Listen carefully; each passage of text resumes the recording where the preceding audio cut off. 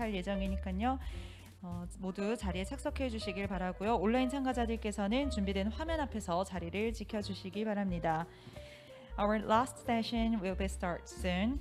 So all participants should enter the conference hall and sit and take a seat. And online participants, please be ready for the forum.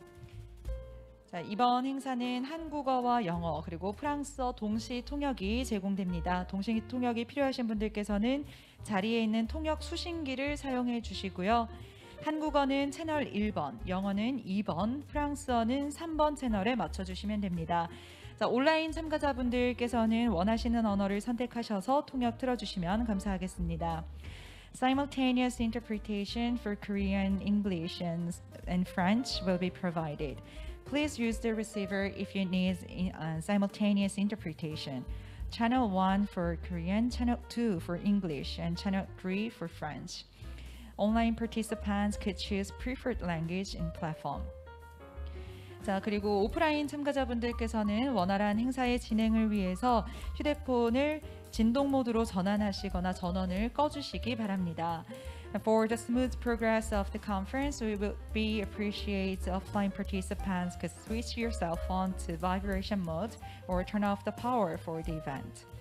코로나19 확산 방지를 위해서 입장하신 후에도 장내에 계신 모든 참관객들께서는 반드시 마스크를 착용해 주시기를 바라고요. 방역 지침 준수를 위해 발제자 모두가 마스크를 착용하고 발언하는 점 깊은 양해 부탁드리겠습니다. To prevent further spread of COVID-19, please make sure all of the participants have to wear a mask. In addition, we ask for your deep understanding that all speakers wear masks due to the disinfection guidelines.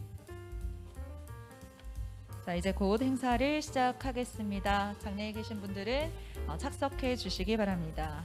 Our last session will be start very soon, so all participants should enter the conference hall and take a seat.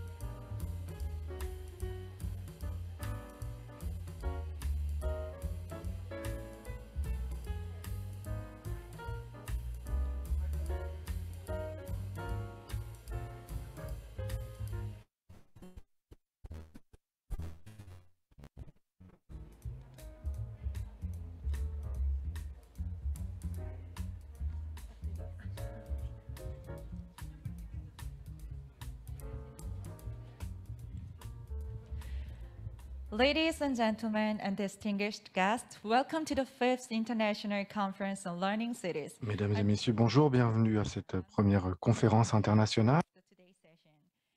It's already the last session. I would like to express my deep gratitude to participants who have... J'aimerais remercier tous les participants qui sont avec nous aujourd'hui et depuis déjà plusieurs jours. Nous allons commencer notre dernière session. Je vais passer la parole à M. Marquez, qui est le modérateur de cette séance aujourd'hui. J'espère qu'il est connecté. Oui, bonjour. J'espère que vous m'entendez. Je suis connecté.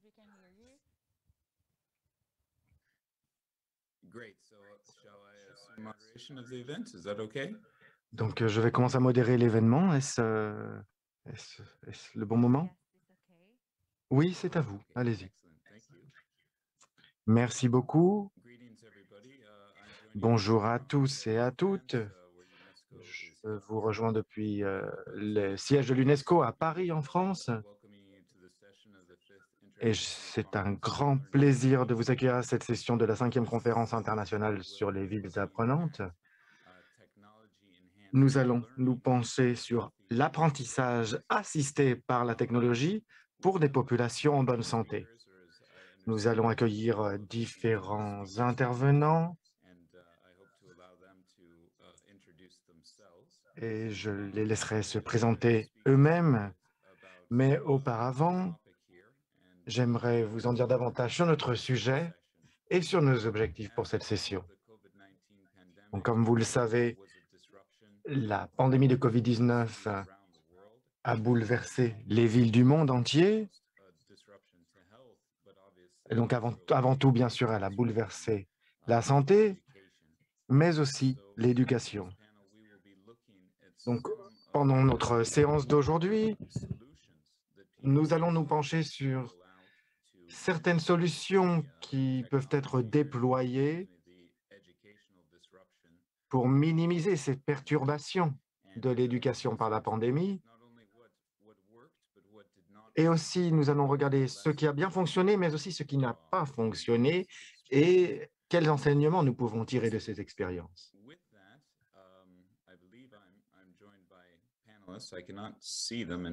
Donc, comme je vous l'ai dit, je suis rejoint par plusieurs panélistes et je vais commencer par inviter Madame Jasmine Hill à se présenter elle-même. Elle nous rejoint de l'Australie et donc je vais lui demander de se présenter rapidement. Merci.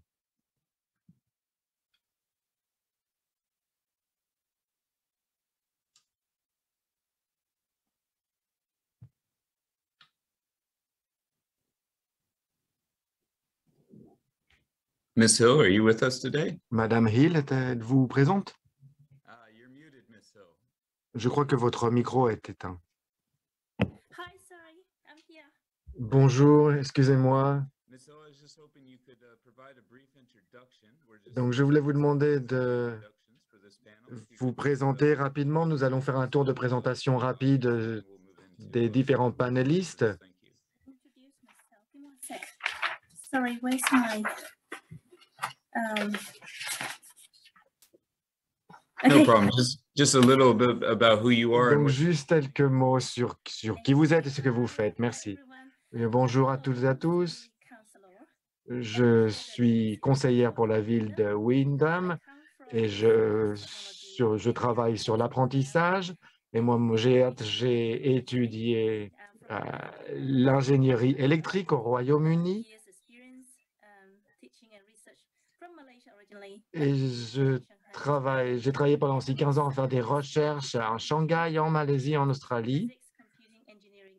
Et ici à Windham, aujourd'hui, je suis enseignante aussi en physique et je parle plusieurs langues, le malaisien, l'anglais, le chinois. Et je suis aussi très impliquée dans ma communauté à Windham, auprès des enfants et des jeunes notamment. J'aide aussi les jeunes migrants à s'intégrer dans la culture australienne, et notamment les jeunes mères. Et je soutiens aussi des ONG à but non lucratif dans ma ville. Merci beaucoup.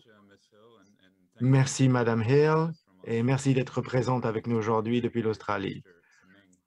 Ensuite, nous avons comme autre intervenant Monsieur Meng Hui. Je vais lui demander aussi de se présenter rapidement.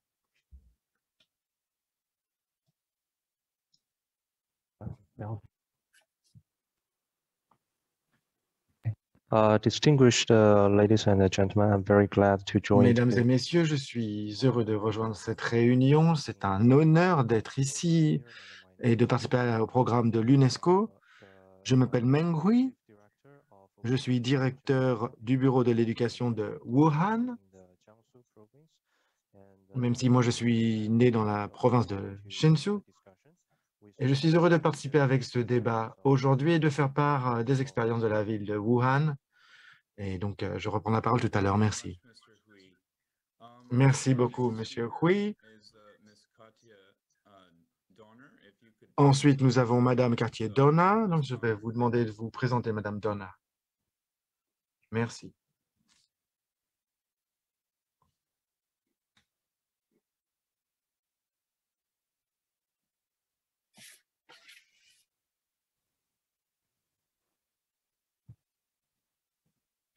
Ms. Donner, are you with us? Madame Donna, êtes-vous avec nous? Okay. I think Ms. Donner may not be able to join us today, but Je ne crois pas qu'elle soit capable de nous rejoindre aujourd'hui, malheureusement. our next Donc, nous allons passer à notre prochain intervenant, Mr. Mansour Arjan. qui est Monsieur Mansour Orjan. Excuse me, I'll probably mispronounce the name. Je m'excuse si je prononce mal votre nom.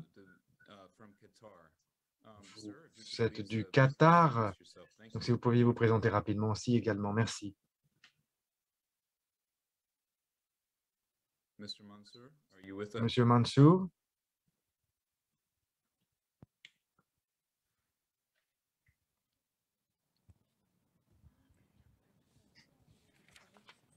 Okay.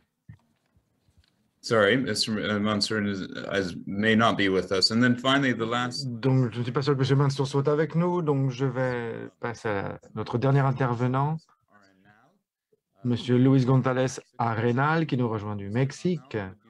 Monsieur Arenal, est-ce que vous souhaitez vous présenter en quelques mots?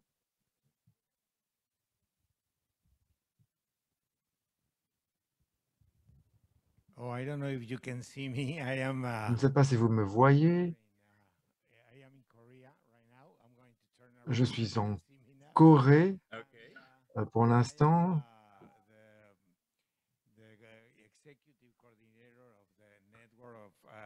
Je suis le coordinateur exécutif du réseau mexicain des villes apprenantes. Je suis architecte et je suis aussi point focal pour les villes de design de l'UNESCO. Et je suis aussi dans le groupe de recherche et d'innovation à l'UNESCO. Et je promeus toujours l'apprentissage en tant que solution à presque tous les problèmes du monde. Je crois vraiment qu'il y a du pouvoir dans l'apprentissage et je suis vraiment ravi d'être avec vous aujourd'hui. Merci beaucoup. Merci beaucoup, Monsieur Arenal. J'aime beaucoup cette question du pouvoir de l'apprentissage. Donc voilà, nous avons vraiment un très bon groupe d'intervenants aujourd'hui. Et donc, sans plus tarder, je vais expliquer le format d'aujourd'hui. Donc, chaque intervenant aura 8 minutes pour faire sa présentation. Donc, ces présentations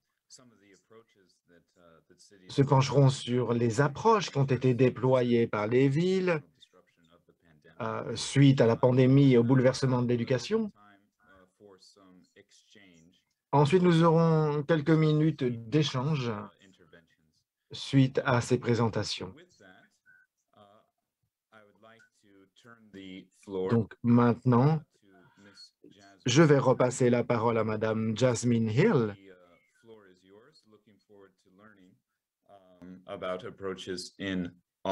Donc, je vous passe la parole pour que vous nous parliez des approches en Australie. Merci. Thank you so much. Merci So I beaucoup. see my presentation slides. Je vais vous montrer ma présentation.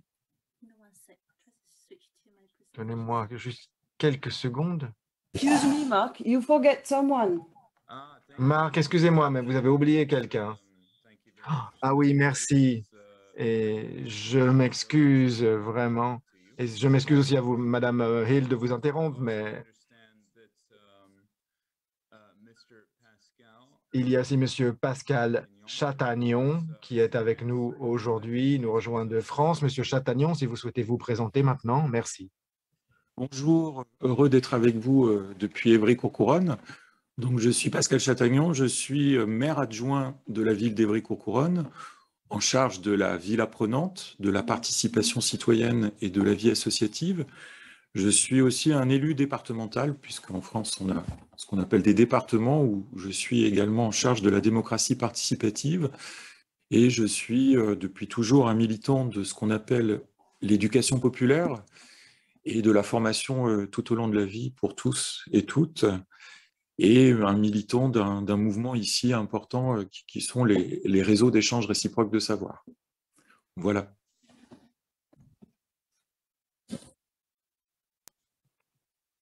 Excellent. Bonjour, and thank you for Merci beaucoup de nous rejoindre aujourd'hui. C'est un plaisir de vous accueillir. Donc maintenant, je vais revenir à Madame Hill, qui va nous faire part de sa présentation sur les approches adoptées en Australie. Merci. Thank you, Mark. Merci, Marc. Okay, so I can't really see the presentation slides. Okay, Donc, voici ma présentation. firstly, I wish to acknowledge the peoples of the Kulin Nation as the traditional owners of the land on which Wyndham is being built. I'll Donc, also d'abord, je like to veux acknowledge the UNESCO, the parler donc de Wyndham, mais aussi je veux remercier le comité de l'UNESCO, tous les maires, tous les représentants, tous les élus et tous les invités qui sont présents aujourd'hui. J'ai vraiment apprécié les différentes présentations qui ont été données pendant cette conférence et je veux remercier en particulier les organisateurs de la ville de Yongsu qui ont organisé cet événement si intéressant. Merci beaucoup à l'Institut d'apprentissage tout au long de la vie de l'UNESCO qui m'a invité pour m'exprimer aujourd'hui et faire part de l'expérience de Wyndham et de son utilisation de la technologie pour améliorer l'apprentissage tout au long de la vie, notamment dans la pandémie de COVID-19. Donc, je vais vous donner une présentation rapide de notre ville. Je crois que la plupart de... Vous avez presque tous entendu parler de Melbourne, mais peut-être pas de Wyndham. Donc, nous sommes situés à l'ouest de Melbourne, avec une population de 300 000 habitants. Et Melbourne, c'est la deuxième plus grande ville d'Australie, alors que Wyndham, c'est la deuxième ville qui a la croissance la plus forte en Australie. En Australie, il y a un très bon système de sécurité sociale, avec une éducation maternelle gratuite, aussi des services dans santé maternelle qui sont gratuits. En ce qui concerne l'apprentissage tout au long de la vie, à Wyndham, nous avons 17 centres communautaires et 5 bibliothèques. Et donc, en ce qui concerne notre sujet d'aujourd'hui, la technologie, eh bien, il y a 94% des élèves de notre pays qui utilisent des ordinateurs à l'école. Et donc, nous sommes classés numéro 8 dans le monde pour l'accessibilité de la technologie à l'école. Nous avons aussi une très jeune communauté. Les deux plus grands groupes d'âge sont de 0 à 12 et de 13 à 18 ans. Et nous sommes une communauté très diverse culturellement, avec des résidents qui représentent plus de 162 pays et plus de 130 langues différentes. Il y a une population de migrants qui est croissante, qui est souvent très éduquée. Par exemple, dans certaines zones de Wyndham, nous avons la plus grande population de personnes qui ont des diplômes universitaires, notamment dans l'informatique et la technologie. Nous avons aussi plusieurs écoles privées à Wyndham. Et grâce à la croissance de notre population, nous avons besoin de plus en plus de fournisseurs d'éducation, d'universités, de collèges. Et donc, en tant que conseil, nous relevons ce défi de l'amélioration des opportunités éducatives très au sérieux et nous travaillons dur à cet égard. Et d'ailleurs, je vais vous en dire plus dans la suite de ma présentation. Donc, la clé pour être une ville d'apprentissage, c'est la collaboration. Et c'est pour ça que nous sommes ici aujourd'hui. Wyndham est un membre du réseau mondial des villes d'apprentissage de l'UNESCO. Et nous avons à cet égard une stratégie qui est basée sur la célébration de l'apprentissage à Wyndham, garantir une éducation de qualité, des services de qualité équitables, avec une collaboration entre tous les secteurs et aussi un apprentissage innovant et nous favorisons l'esprit d'entreprise. Et donc aujourd'hui, je vais surtout me centrer sur Windham et comment nous optimisons la technologie en faveur de la santé des populations. Donc, je vais vous parler de certaines stratégies, mais aussi je vais vous donner des exemples pratiques de ce que notre ville a fait pendant la pandémie de la COVID. Donc, en mars 2020, le COVID est apparu en Australie, les écoles, aussi les collèges techniques, les universités, les maternelles ont toutes été touchées. Et donc, nous sommes passés à l'apprentissage à distance, à des classes virtuelles, à l'utilisation de plateformes en ligne. Donc, la pandémie a vraiment exercé des pressions sur notre santé et sur notre système éducatif. Et moi, en tant que conseillère municipale, j'en ai fait l'expérience moi-même et aussi en tant qu'enseignante. Donc, il a fallu en fait diffuser en ligne mes cours et ensuite les diffuser donc sur des plateformes comme Zoom. Et cela nous a créé des problèmes. Par exemple, certains étudiants n'ont pas d'accès à Internet ou ils doivent partager leurs ordinateurs avec leurs frères et sœurs. Certains parents aussi ont perdu leur emploi pendant la COVID, ce qui a exercé davantage de pression dans les foyers. Et les étudiants et les élèves ont dû s'adapter donc à de nouvelles méthodes d'apprentissage. Et ils ont devenu aussi plus indépendants et diriger petit à petit leur enseignement eux-mêmes. Mais malgré ces difficultés, la ville est restée positive. Le conseil a organisé des réunions en ligne sur Zoom avec des membres de la communauté et les conseillers municipaux ont été constamment en contact avec des gens de la communauté, avec différents groupes, pour s'assurer que tout le monde se portait bien. Et nous avons fourni un soutien pour les personnes aussi qui étaient en quarantaine. Et nous avons aussi mis en place un service téléphonique qui était disponible à toutes les personnes qui étaient dans le besoin. Et aussi, nous avons utilisé des plateformes des réseaux sociaux comme Facebook pour créer des liens connectés avec la communauté. Et donc, la ville de Windham a aussi tissé des liens avec les écoles, s'assurer qu'elles aient suffisamment de ressources pour s'assurer le bien-être et l'apprentissage de notre communauté. Et dans le cadre aussi de notre... Comme nous faisons partie de la communauté de Melbourne, nous avons vécu 6 confinements au fil de la pandémie, mais nous sommes parvenus quand même à coopérer, à persévérer pendant cette fermeture. En tout cas, le COVID a eu vraiment un impact fort sur notre apprentissage à Windham et la technologie est vraiment devenue très importante pour l'apprentissage à distance. Merci. L'inclusion numérique est essentielle pour partager les bénéfices de la révolution technologique. Et nous avons des plateformes, des formations, des cours, des ressources pour nous assurer que tous les membres de la communauté puissent en bénéficier. Notre utilisation de la technologie nous a permis de nous adapter aux défis posés par la pandémie. Notre conseil a une bibliothèque qui distribuait cela dans les maisons de façon sûre. Et nous avons offert un accès libre à des livres numériques, audio. Vous voyez les chiffres. Vous voyez que les habitants de Windham ont pu passer du temps à apprendre.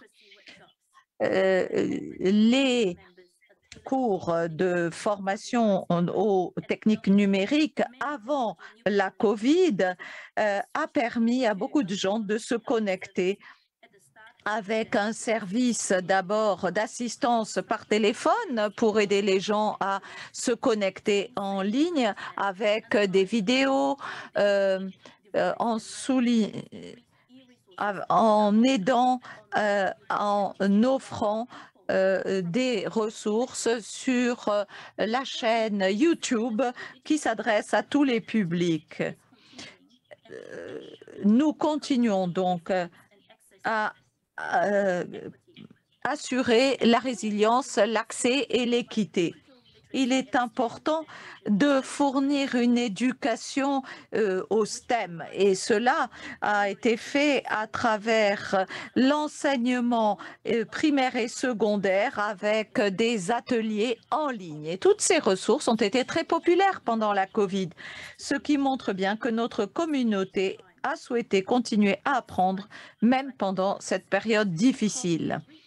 La COVID a renforcé l'engagement de notre conseil municipal à utiliser la technologie dans l'apprentissage. Nous avons tenu des grands événements, par exemple le Winnovation, le festival d'apprentissage de Winam et une table ronde sur l'éducation.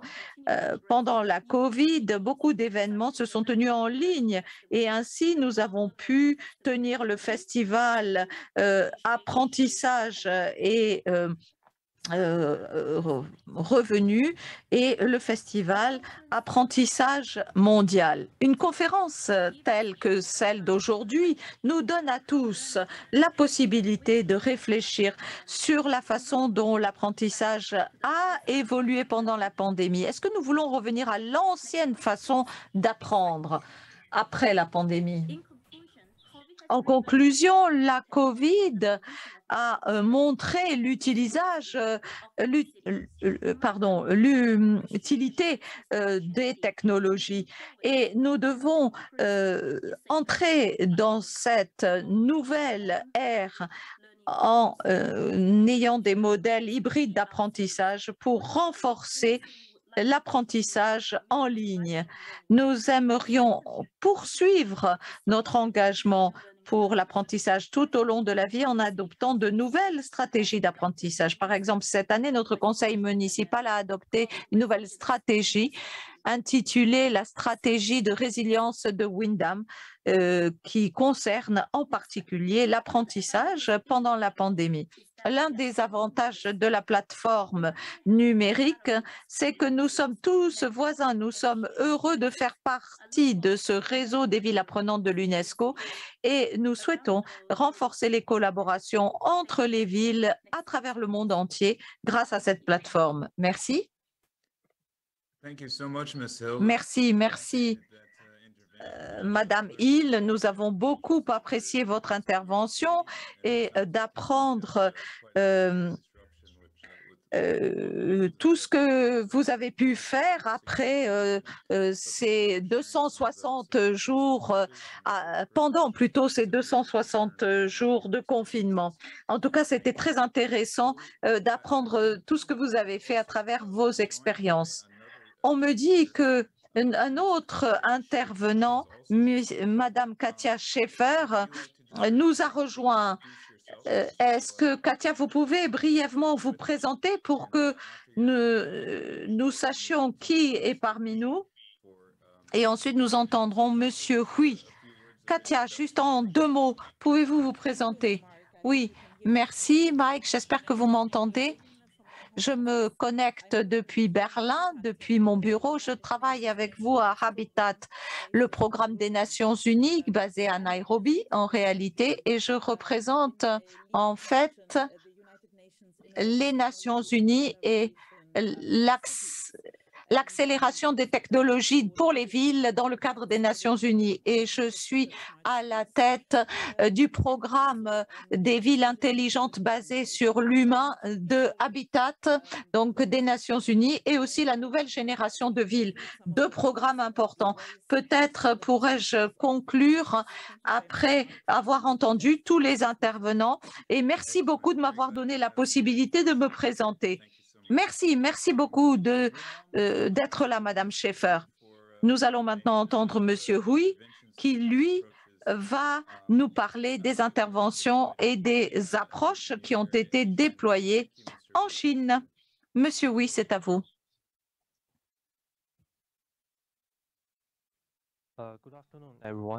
Bonjour à tous. Je voudrais remercier l'Institut de l'apprentissage tout au long de la vie de l'UNESCO de m'avoir invité et je remercie le réseau des villes intelligentes pour l'organisation de cette conférence. Je me réjouis d'avoir cette occasion de rencontrer des représentants des villes apprenantes. Page suivante, s'il vous plaît. Wuhan, qui se trouve au centre de la Chine et dont l'histoire remonte à 3500 ans, est la ville capitale de la province de Hubei et la ville centrale en construction. Wuhan est connue comme en fait le croisement des 9 provinces. La longue histoire et la civilisation moderne renforcent la beauté de Wuhan, sa continuité culturelle, sa créativité et sa capacité d'apprentissage pleine d'inspiration. Wuhan a aussi un esprit de pionnier et d'excellence. La municipalité de Wuhan attache la plus haute importance à la construction d'une ville apprenante au cours des dernières années. Nous avons créé un groupe pilote pour promouvoir la construction d'une ville intelligente et nous avons établi des normes pour la création de l'organisation de cet apprentissage.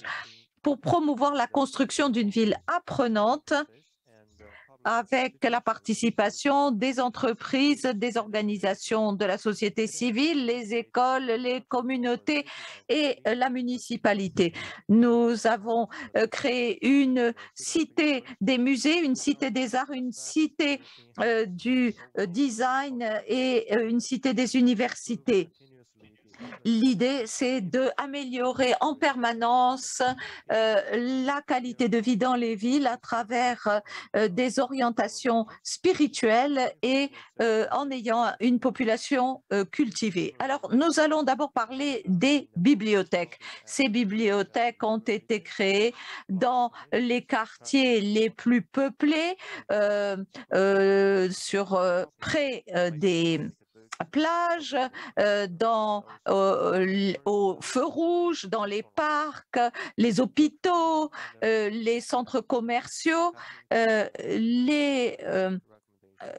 y a des recommandations de livres pour ceux qui prennent le métro, où il y a aussi une bibliothèque et un club de lecture. Et tout ceci a été très bien accueilli par le public. L'Alliance pour l'éducation tout au long de la vie a été créée. Il s'agit d'un partenariat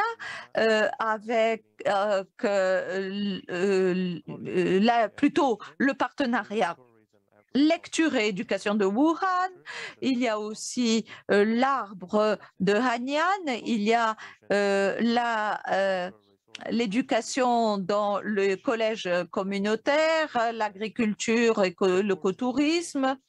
Et tout ceci sont des canaux pour notre ville pour améliorer les connaissances des citoyens à travers l'interaction.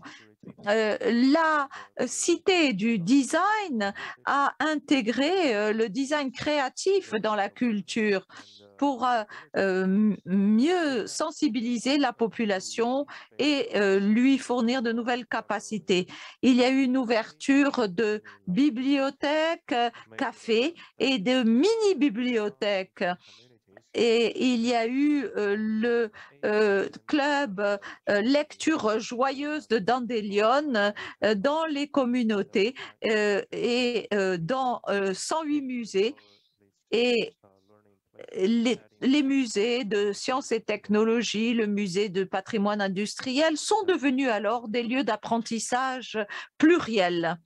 Ce qui a rendu la ville beaucoup plus amusante. Des activités thématiques de l'apprentissage et du mois de la lecture en public a permis de créer un festival de lecture, d'apporter des activités de lecture dans les communautés rurales. Il y a eu un festival, la semaine de la littérature à Wuhan.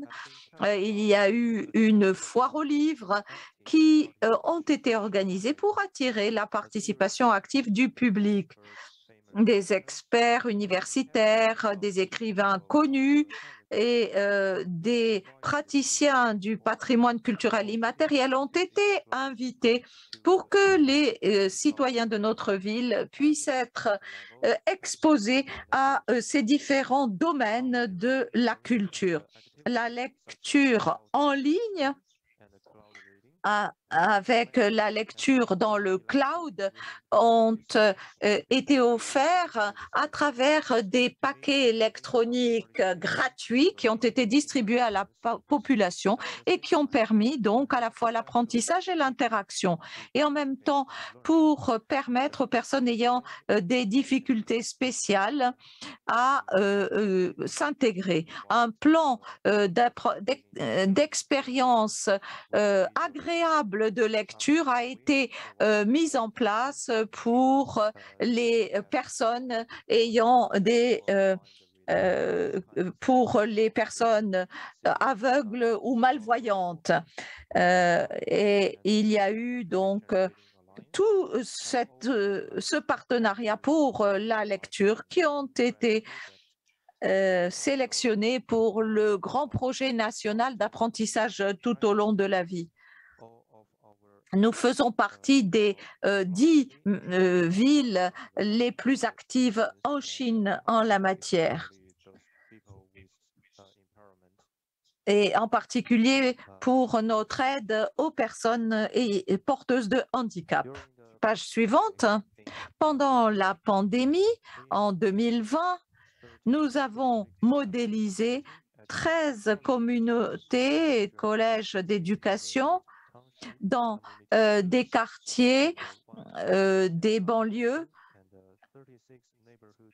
et 66 comités de quartier ont été les lieux d'accueil de ces centres de services d'apprentissage en ligne. Ainsi, ces centres ont produit des vidéos telles que la classe dans le cloud ou l'apprentissage tout au long de la vie dans le cloud, auquel on pouvait avoir accès par le téléphone, le smartphone. Et il y avait aussi des cours pour les personnes les plus âgées avec des équipements et des plateformes de communication mises à leur disposition. Au total, il y a 413 centres de ce type qui ont été établis.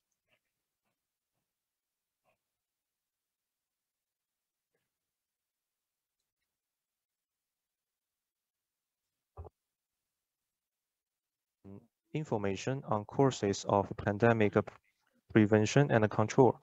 Il y a eu des cours aussi sur la prévention de la pandémie et une aide psychologique à travers le réseau apprentissage tout au long de la vie et à travers des comptes publics de WeChat et à travers les communautés d'apprentissage numérique, à travers les plateformes officielles pour les membres de la construction de cette ville apprenante.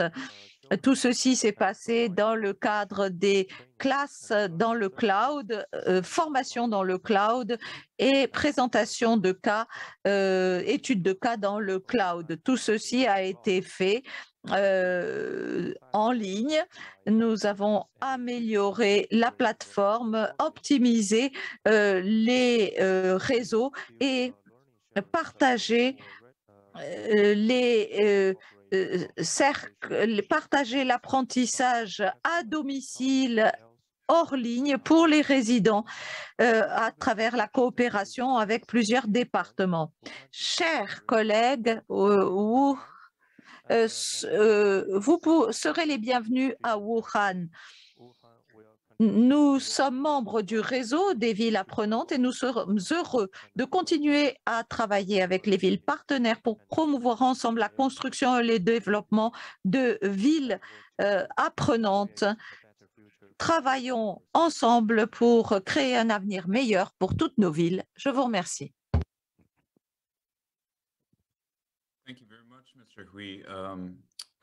Merci beaucoup, Monsieur Hui. Ça a été très intéressant d'entendre les différentes approches qui ont été appliquées à Wuhan et les différentes façons dont les apprenants de différents âges ont pu avoir accès à ces cours en ligne. Merci de ces initiatives et de ces différentes approches.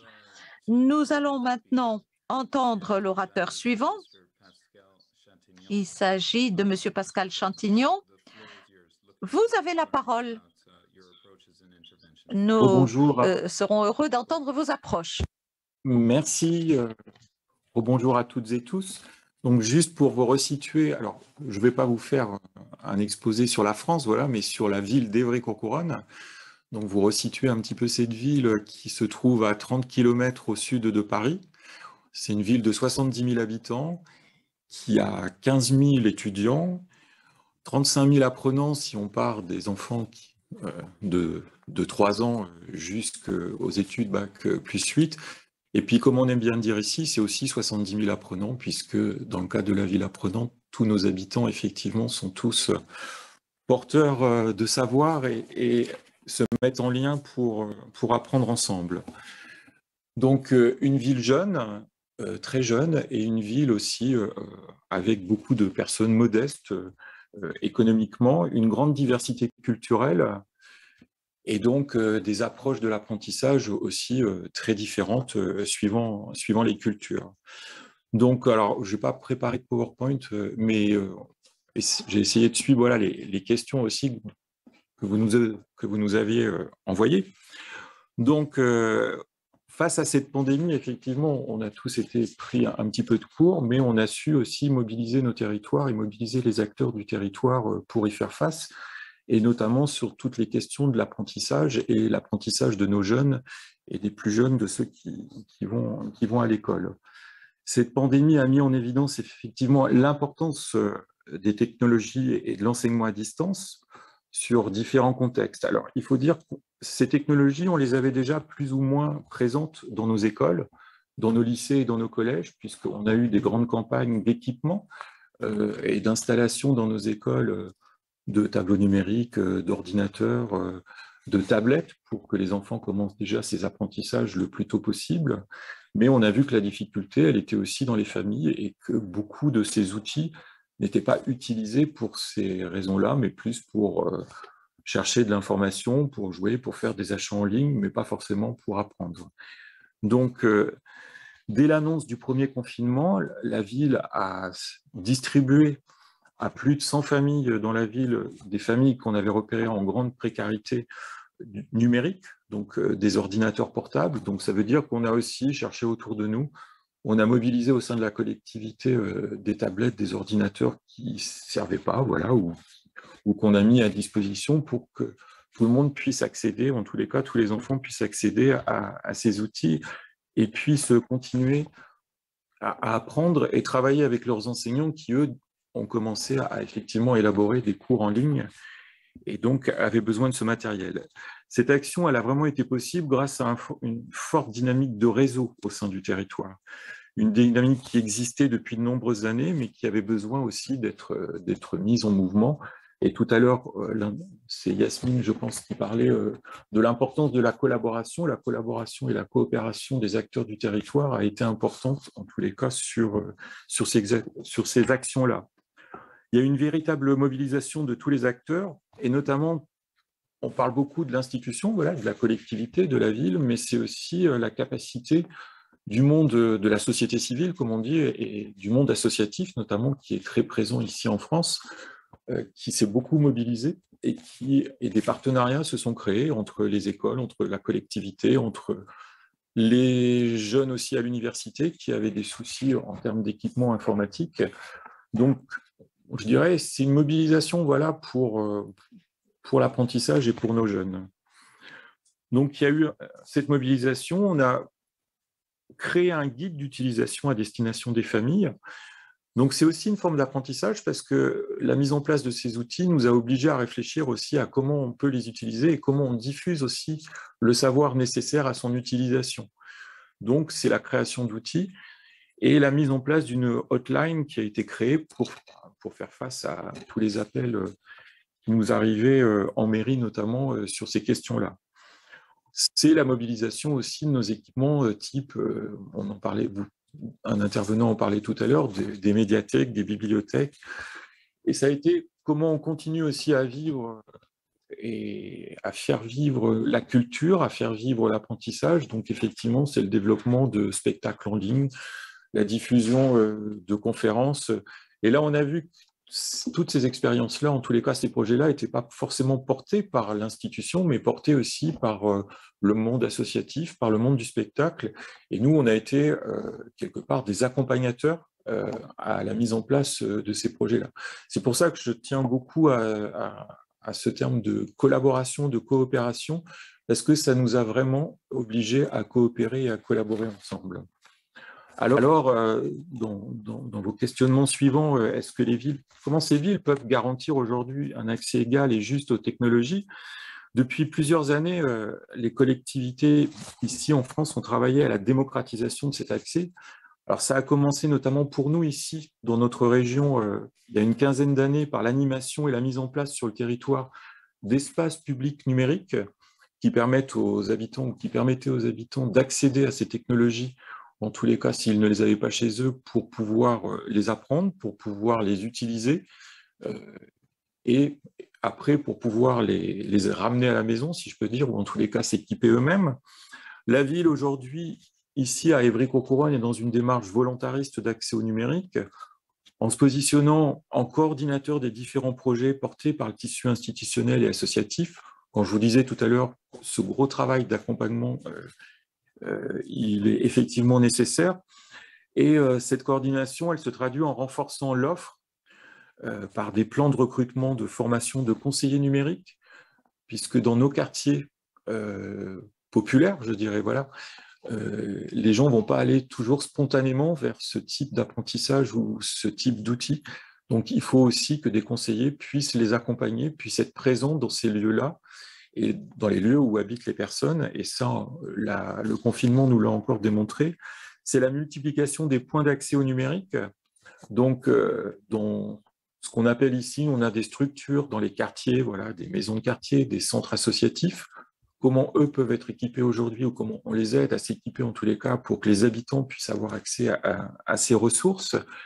Et on a vu que pendant le Covid, même si les enfants avaient accès aux cours en ligne à travers les tablettes qu'on avait pu leur prêter ou leur donner, pour obtenir les documents, les imprimer notamment, il n'y avait pas d'imprimante à la maison, c'est des choses très pratiques, mais qu'il a fallu, qu'on a travaillé avec les associations, les structures de quartier où les habitants pouvaient se rendre, ou dans les écoles même, pour récupérer ces documents pour que la continuité pédagogique puisse se faire.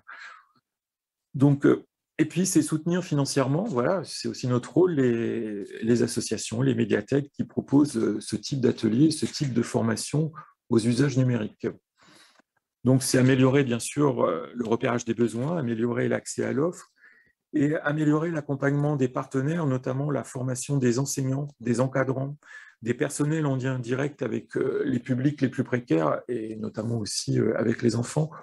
Aujourd'hui, moi, je suis aussi élu au département de l'Essonne, voilà, dans lequel se trouve Évry-Courcouronnes.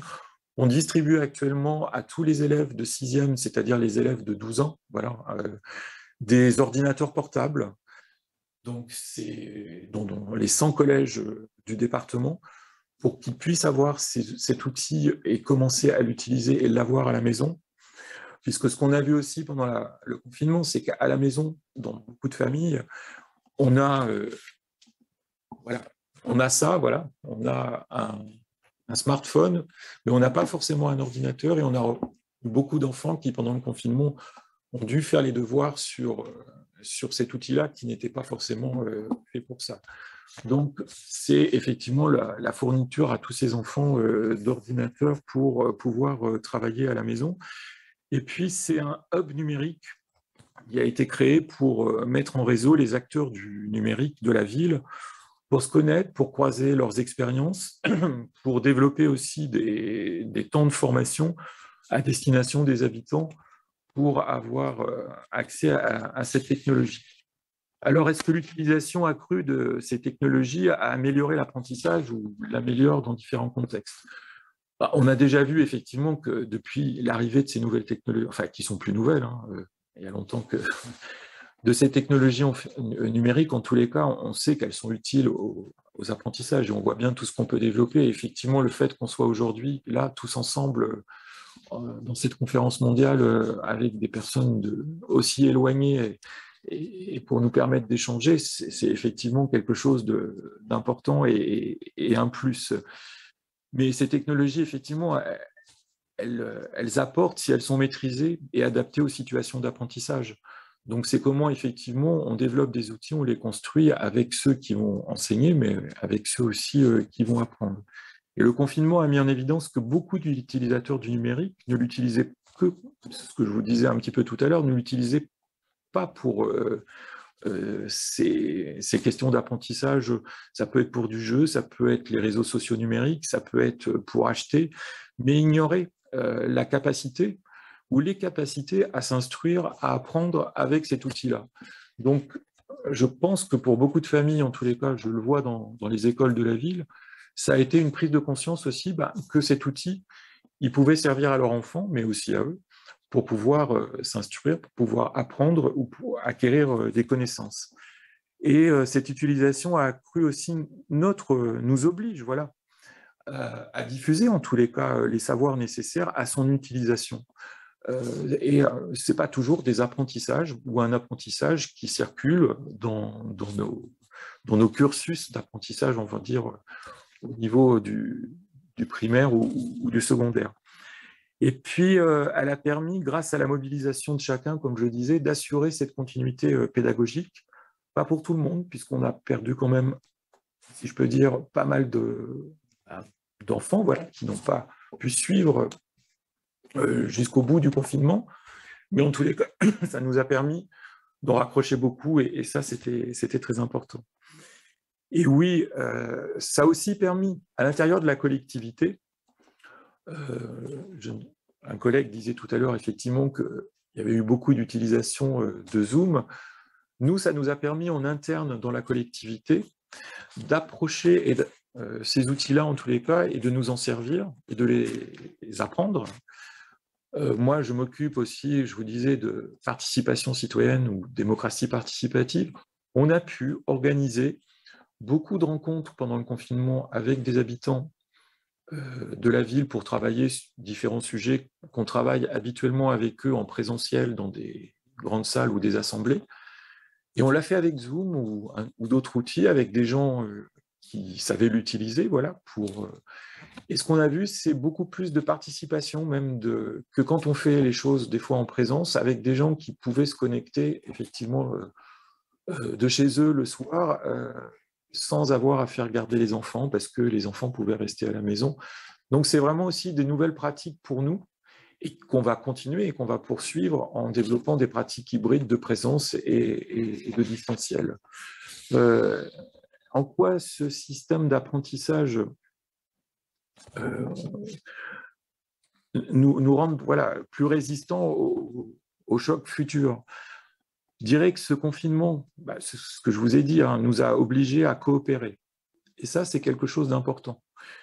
Nous, il y a plusieurs partenaires où on se croise, mais de rentrer dans une dynamique de collaboration, de coopération, de création collective même, entre acteurs d'un territoire local, mais aussi entre acteurs nationaux, entre acteurs internationaux, ça a été quelque chose d'important pour développer une solidarité efficace, quoi. Et cette coopération plus active entre acteurs institutionnels et de la société civile, donc mobiliser en partie nos ressources au service de l'apprentissage de nos jeunes et se dire que oui, c'est quelque chose d'important et on est tous concernés et on doit tous se mobiliser, ça a révélé aussi cet axe-là.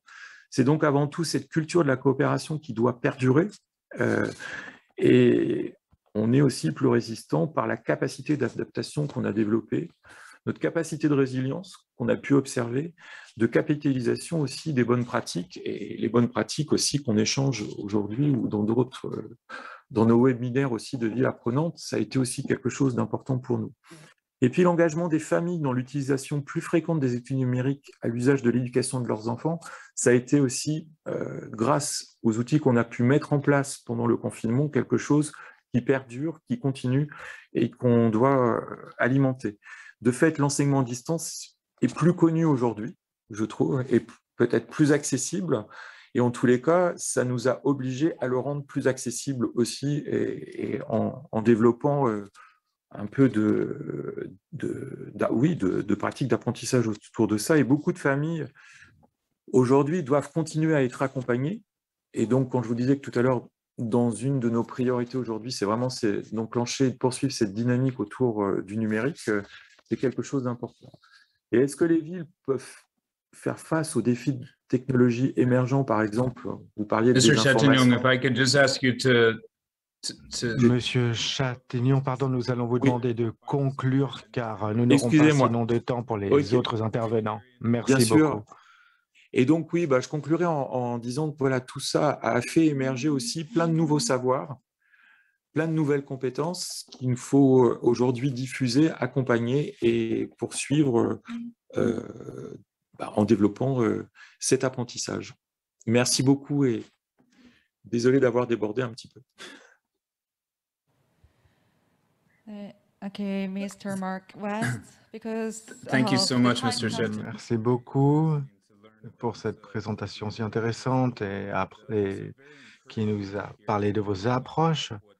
Il est aussi encourageant d'apprendre et de voir qu'il y a des choses qui ont mal fonctionné pendant la pandémie, mais nous avons pu ensuite en tirer des leçons, développer de nouvelles approches de la participation civique ou éducative, et aussi d'avoir des opportunités pour renforcer les compétences numériques de la population. Par exemple, cette idée de hotline dont vous avez parlé, qui permet d'informer les résidents de manière à mieux utiliser les technologies pour favoriser leur apprentissage.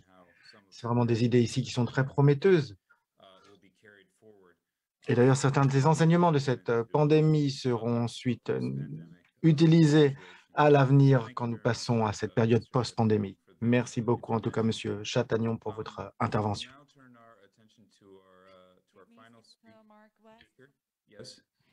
because of the Excusez-moi, Mark West, so our next speakers should make il nous reste peu de temps, donc nous demandons aux derniers intervenants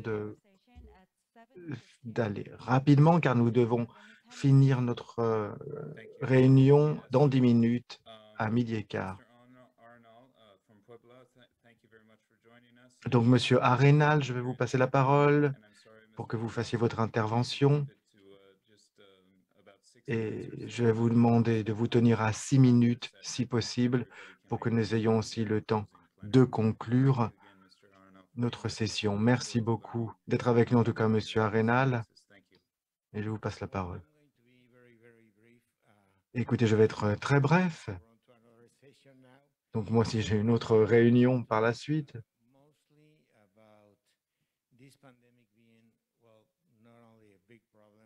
Moi, je vais vous parler de cette pandémie qui n'a pas seulement été un problème, mais aussi une grande opportunité pour nous. Je vais donc avoir une présentation brève. Et la première chose que je veux mentionner, c'est que les grands changements dans l'histoire ne sont pas réalisés par réflexion, mais plutôt sous pression. Et c'est exactement ce qu'il se passe en ce moment. Il y a beaucoup de changements en cours aujourd'hui et nous devons savoir en tirer parti et tirer parti de ces changements et de cette pression. Pour remettre les choses en contexte, à Puebla, où j'habite, nous sommes la 4e plus grande ville du Mexique. Il y a environ 3 300 000 habitants dans un État où il y a plus de 6 millions d'habitants. Et nous avons aussi plus de 2 millions d'élèves et d'étudiants.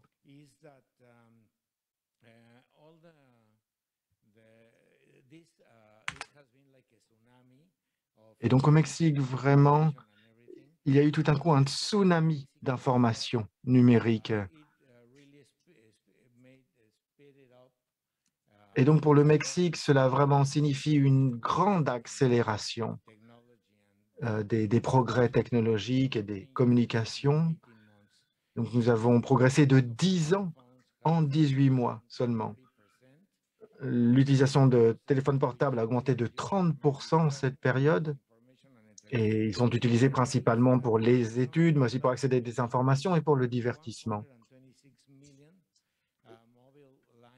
je veux dire qu'il y a 126 millions de lignes de téléphone portable au Mexique pour un pays d'environ 200 millions d'habitants.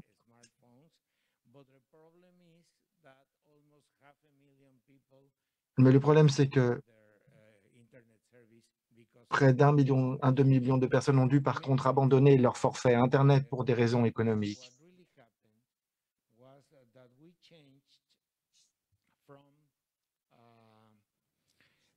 Et donc, ce qui s'est passé dans notre pays, c'est que vraiment la dynamique a complètement changé.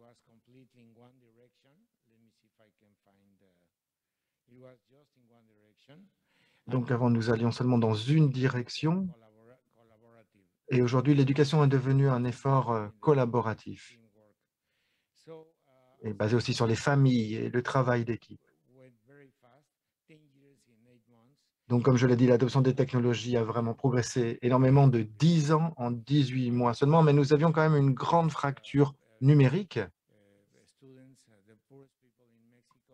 avec les élèves et les personnes les plus pauvres du Mexique n'avaient pas accès aux technologies. Nous avons d'ailleurs mené une enquête et nous pensons avoir perdu 300 000 élèves qui ont abandonné le système scolaire car ils n'avaient pas accès aux technologies de l'information. Donc, c'est principalement dans le système des écoles publiques où les personnes les plus pauvres sont inscrites.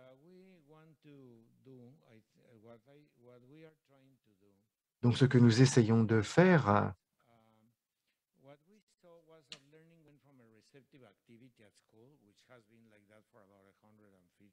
c'est qu'en fait, cela fait plus de 150 ans que l'apprentissage à l'école est une activité réceptive et nous avons essayé de le transformer donc en exercice collaboratif à la maison en impliquant toute la famille, bien sûr, qui aide les élèves, mais qui aide aussi les personnes âgées à accéder aux informations et aussi les familles qui aident les enseignants à donner leurs cours. Donc, vraiment, cela a changé les choses, changé la manière d'enseigner.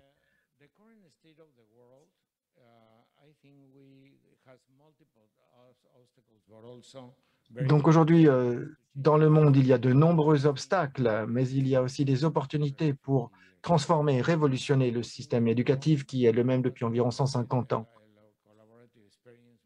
Et aussi le travail depuis la maison a non seulement été une expérience collaborative, mais elle a aussi apporté de nouvelles expériences. Et il est aussi évident qu'il y a toutes ces opportunités d'apprentissage formel et non formel au sein de la famille qui sont enrichissantes. Mais l'une des questions préoccupantes que l'on peut se poser, c'est qu'une fois que les choses reviendront à la normale, comment est-ce que nous allons revenir où nous en étions avant, maintenant que les conditions sont différentes?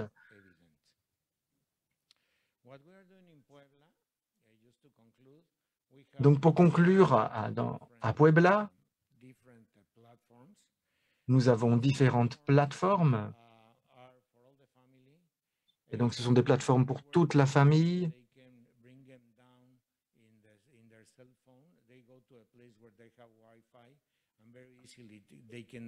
Et donc, les familles peuvent se rendre dans un endroit où il y a le Wi-Fi, elles peuvent télécharger toute cette plateforme. Tout cela aussi est dirigé, bien sûr, par l'intelligence émotionnelle, car on pense que c'est la base pour que toutes les choses fonctionnent. Et nous adoptons aussi des méthodes de jeu. Donc, nous faisons en sorte que ces plateformes soient vraiment engageantes, captivantes, stimulantes, et qu'elles couvrent aussi de nombreux niveaux et de nombreux sujets, de manière à impliquer toute la famille dans l'apprentissage.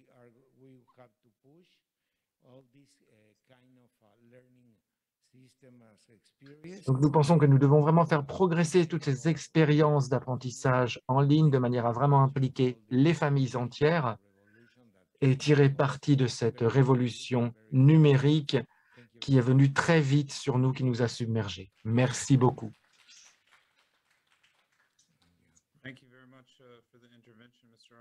Merci beaucoup pour votre intervention, Monsieur Arenal, de nous avoir donné les perspectives de votre ville de Puebla et des choses que vous avez mises en place.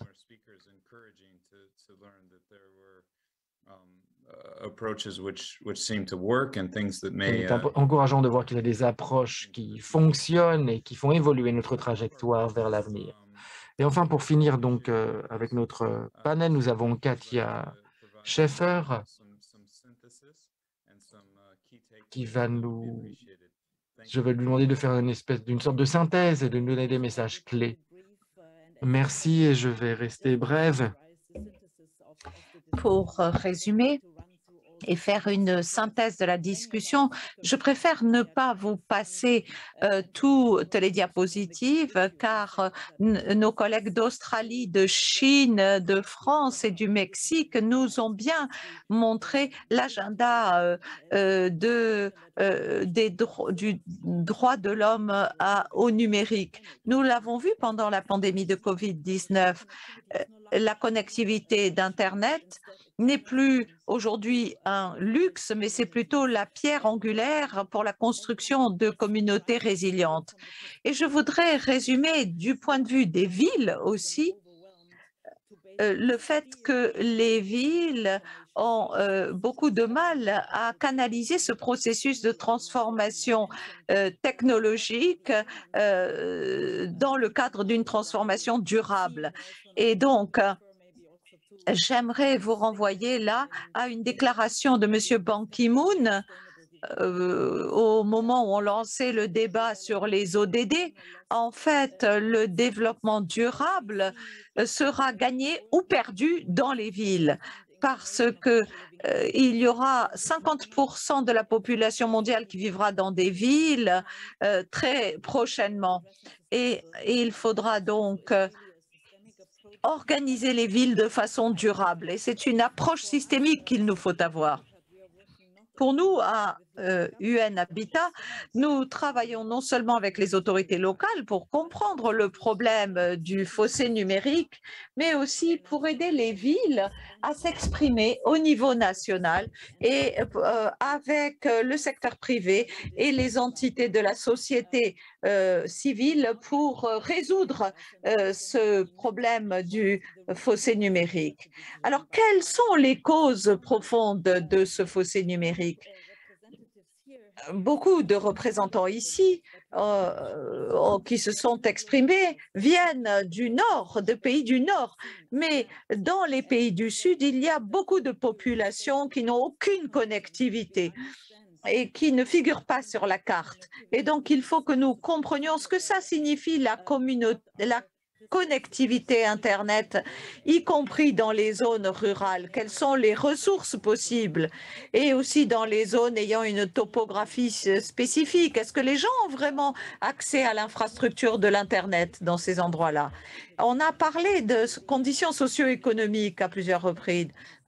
L'accès dépend aussi du prix et de la compréhension du besoin de ces technologies. Les expériences démographiques doivent être comprises. Les femmes, souvent, n'ont pas accès à Internet. On a parlé des jeunes, des personnes âgées, mais qu'en est-il des personnes porteuses de handicap ou des personnes venant de communautés marginalisées en général? Et donc, je crois que là, et l'UNESCO sera tout à fait d'accord, nos pratiques culturelles à travers la connectivité à Internet et à travers l'élément alphabétisation ici est très important.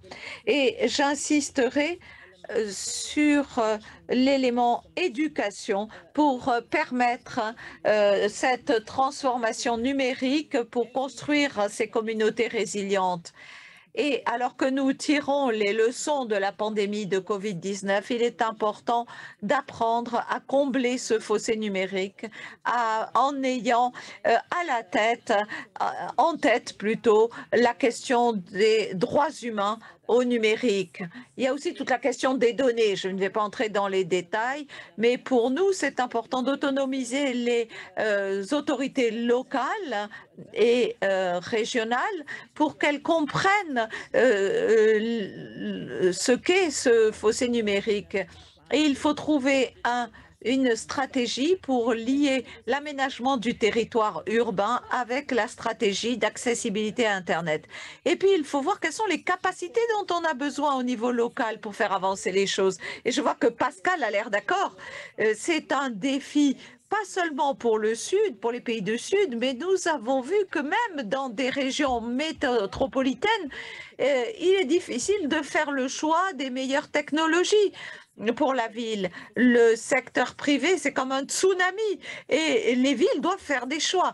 Et donc, nous allons créer un guichet pour aider les villes, pour qu'elles puissent poser des questions et pour qu'elles puissent avoir des orientations pour véritablement faire face à ce tsunami numérique et technologique dans vos villes. Merci de cette excellente discussion. Merci d'avoir partagé avec nous vos expériences et nous sommes prêts à vous aider si vous avez des questions. Marc, c'est à vous. Merci beaucoup et je vous souhaite un bon week-end depuis Berlin. Merci, merci Madame Schaeffer de ces remarques et de cette synthèse. Je suis d'accord avec vous. Pour moi, l'une des grandes leçons que je tire des interventions que j'ai entendues aujourd'hui, c'est la façon dont, en retirant l'école de l'équation, même si cela a eu des conséquences négatives, ça a permis aux villes de mieux comprendre que l'éducation devait être ancrée dans la vie. Les familles ont pris leur part et on a reconceptualisé l'éducation, la sortie de l'école en quelque sorte.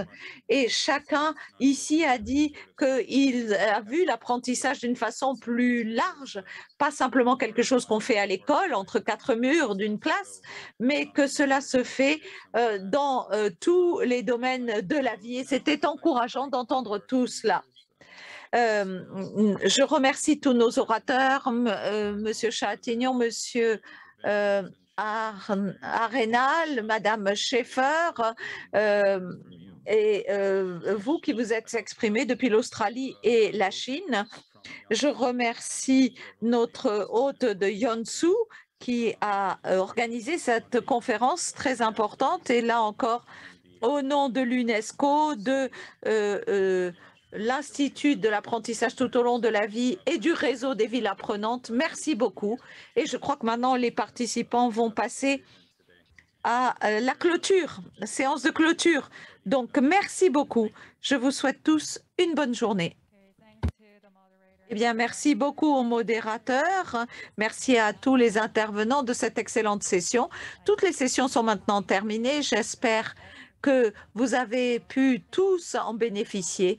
Merci d'avoir pris le temps de participer à notre conférence et nous espérons vous revoir bientôt. Merci beaucoup. Merci, au revoir.